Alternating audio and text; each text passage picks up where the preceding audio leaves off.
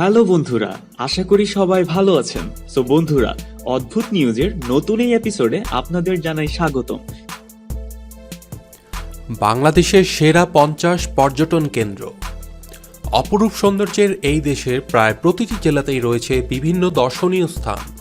দেশ বিদেশের বহু পর্যটক ঘুরে বেড়ানোর জন্য প্রতি বছর ভিড় জমিয়ে থাকেন।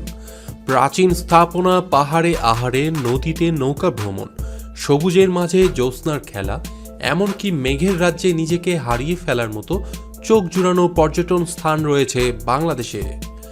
1 নম্বরে কক্সবাজার। বাংলাদেশের দক্ষিণ পূর্বাঞ্চলে অবস্থিত বিশ্বসেরা সমুদ্র সৈকত। পাহাড় ঘেরা কক্সবাজার সমুদ্র সৈকত বিশ্বের দীর্ঘতম প্রাকৃতিক বালুময় সমুদ্র সৈকত। ভ্রমণ পিপাসুদের জন্য কক্সবাজার আদর্শ জায়গা। এছাড়া এখানে অনেক প্রাচীন স্থাপনা রয়েছে। 2 নম্বরে রয়েছে সেন্ট মার্টিন। সেন্ট মার্টিন হল বিশ্বের অন্যতম বড় প্রবাল দ্বীপ। অপূর্ব সুন্দর জায়গা সেন্ট মার্টিন। সেন্ট মার্টিন দ্বীপে ডাবের জন্য বিখ্যাত। আপনি সেন্ট মার্টিনে পাবেন সুমিষ্ট ডাবের পানি আর শ্বাস। এখানে মাছ ধরা সহ বিভিন্ন সামুদ্রিক প্রাণীকে উত্তেজিত করতে পারেন। 3 নম্বরে রয়েছে রাঙামাটি। প্রাকৃতিক সৌন্দর্যে ভরা পার্বত্য চট্টগ্রামের জেলা রাঙামাটি। কাপ্তাই লেকের বুকে ভেসে থাকা ছোট্ট এই জেলা শহর আর আশেপাশে সর্বত্রই রয়েছে অসংখ্য বৈচিত্র্যময় স্থান। এখানকার জায়গাগুলো বছরের বিভিন্ন সময়ে ভিন্ন ভিন্ন রূপে সাজে, তবে বর্ষার সাজ একেবারেই অন্যরূপ। 4 নম্বরে রয়েছে খাগড়াছড়ি। সৃষ্টিকর্তার অপার সৌন্দর্যে সাজিয়েছেন খাগড়াছড়িকে। এখানে রয়েছে আকাশ পাহাড়ের মিতালি, চেঙ্গি ও মাইনির উপত্যকার বিস্তীর্ণ সমতল ভূভাগ ও উপজাতীয় সংস্কৃতির বৈচিত্র্যতা। যেদিকেই চোখ যায় শুধু সবুজ আর সবুজ। ভ্রমণ বিলাসীদের জন্য আদর্শ স্থান। 5 নম্বরে রয়েছে সিলেট। বাংলাদেশের যে কয়টি অঞ্চলে চা বাগান পরিলক্ষিত হয় তার মধ্যে সিলেট অন্যতম। সিলেটের চায়ের রং, স্বাদ এবং সুবাস অতুলনীয়। রূপকন্যা হিসেবে সারা দেশে এক নামে পরিচিত সিলেটের জাফলং। 6 নম্বরে রয়েছে বিছানাকান্দি। সিলেটের পর্যটন স্বর্গ। দেশের সীমান্ত ঘেরা পাথরের বিছানা ও মেঘালয় পাহাড় থেকে আসা ঠান্ডা পানি, পাশেই পাহাড়ি সবুজের সমারোহ। ছোট বড় পাথরের ওপর দিয়ে ছুটে আসা স্বচ্ছ পানির স্রোতধারা বিছানাকান্দিতেই সৃষ্টি করেছে এক মনোরম পরিবেশ। 7 নম্বরে রয়েছে সাজেক। রাঙামাটিতে এর অবস্থান হলেও যেতে হয় খাগড়াছড়ি হয়ে। খাগড়াছড়ি শহর থেকে দীঘিনালা, তারপর বাগাইহাট হয়ে সাজেক। পুরো রাস্তাটাই অপূর্ব, আশপাশের দৃশ্য মনোরম। পথের 2 পাশে লাল সবুজ রঙের বাড়ি ও পাহাড়ের ভাঁজে ভাঁজে জমে মেঘের মেলা। 8 নম্বরে ভাওয়াল ন্যাশনাল পার্ক। ঢাকা জেলার সবচেয়ে কাছের দর্শনীয় স্থান এই ভাওয়াল ন্যাশনাল পার্ক। শাল বৈচিত্র্যে ভরা এই পার্ক প্রায় 220 প্রজাতির গাছ, 13 প্রজাতির স্তন্যপায়ী প্রাণী, 9 প্রজাতির সরীসৃপ ও 5 প্রজাতির পাখি এবং 5 প্রজাতির উভচর প্রাণী রয়েছে এখানে। 9 নম্বরে রয়েছে রংরাও। রংরাং পাহাড়ের চূড়ায় না উঠলে রাঙামাটি সৌন্দর্য অপূর্ণ থেকে যাবে। পাহাড়ের কোল ঘেঁষে বয়ে গেছে মোহনীয় কর্ণফুলী। কর্ণফুলীর পাশে বরকল ও জোড়াছড়ি উপজেলার এর অবস্থান। চারপাশে এমন সব সৌন্দর্য চোখের সামনে চলে আসবে যদি রংরাং চূড়ায় উঠতে পারেন। 10 নম্বরে রয়েছে বান্দরবানের বোল্ডিং খিয়াং। বান্দরবনের মংপুরো পাড়ায় ঝর্ণাটির অবস্থান। এই বিশাল পাহাড়কে পাহারায় রেখে পাথুরে জলের ধারা বয়ে দিচ্ছে এই ঝর্ণা।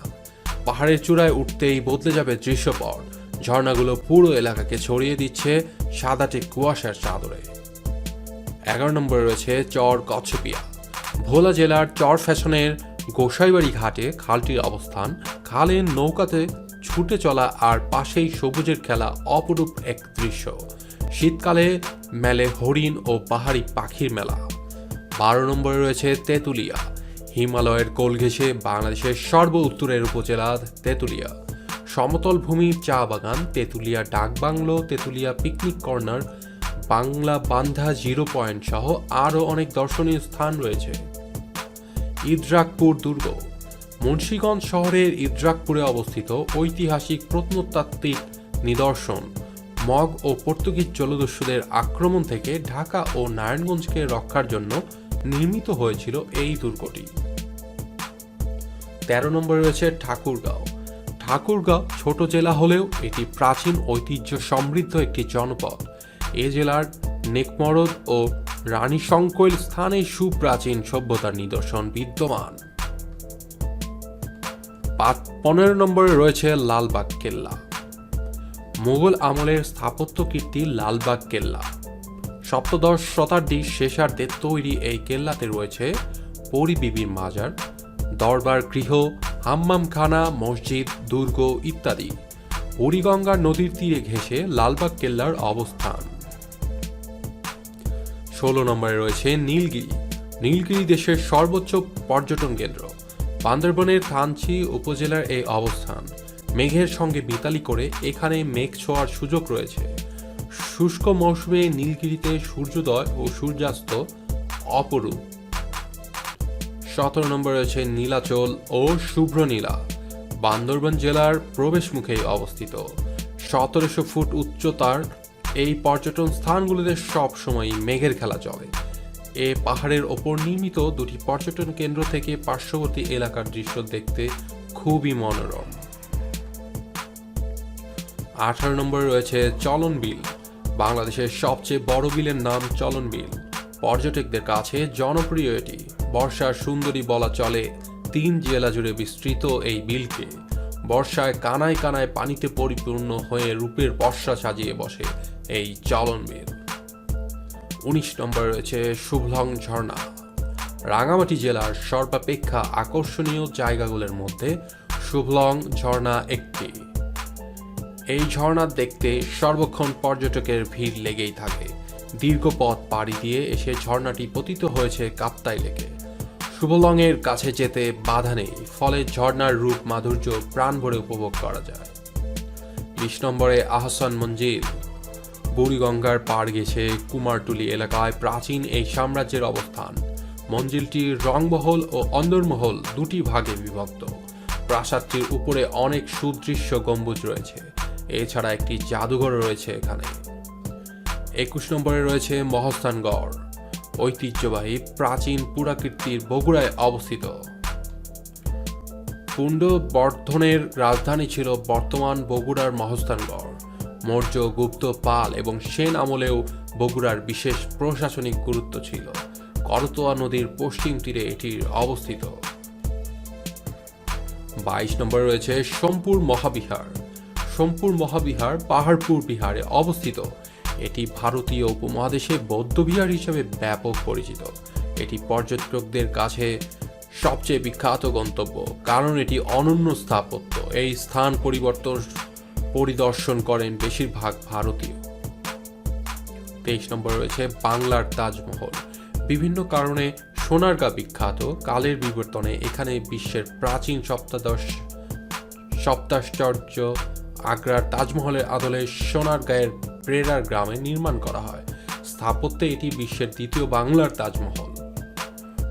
24 নম্বরে রয়েছে প্রাচীন সোনারগাঁ। ঢাকার অদূরে নারায়ণগঞ্জে এই মোগল সাম্রাজ্যটি অবস্থান। এখানে রয়েছে 5 পীরের দরগা, প্রাচীন পানাম নগরী, নীলকুঠি সহ আরও অনেক প্রাচীন স্থাপনা। লাউয়াছড়া বন। ঘন জঙ্গলের বুকে চিরে চলে গেছে পাহাড়ি রাস্তা। দুই পাশ সারি সারি গাছ, তার মধ্য দিয়ে মধ্যদুপুর কিংবা সোনাঝরা সকাল অথবা বিকেলের নরম আলো লাউয়াছড়াকে করেছে আরও মোহনীয়। মৌলভীবাজারের কমলগঞ্জ উপজেলায় অবস্থিত এই বন। ভিডিওটি আপনাদের ভালো লাগলে বন্ধুদের সাথে শেয়ার করতে ভুলবেন না। আপনি যদি এরকম ভিডিও নিয়মিত দেখতে চান, তাহলে আমাদের চ্যানেলটি সাবস্ক্রাইব করে পাশে থাকা বেল আইকনটি প্রেস করে রাখুন সবার আগে নোটিফিকেশন পেতে। আপনাদের এই ভালোবাসা আমাদের পরবর্তীতে কাজের অনুপ্রেরণা যোগায়। পাশে থাকার জন্য ধন্যবাদ।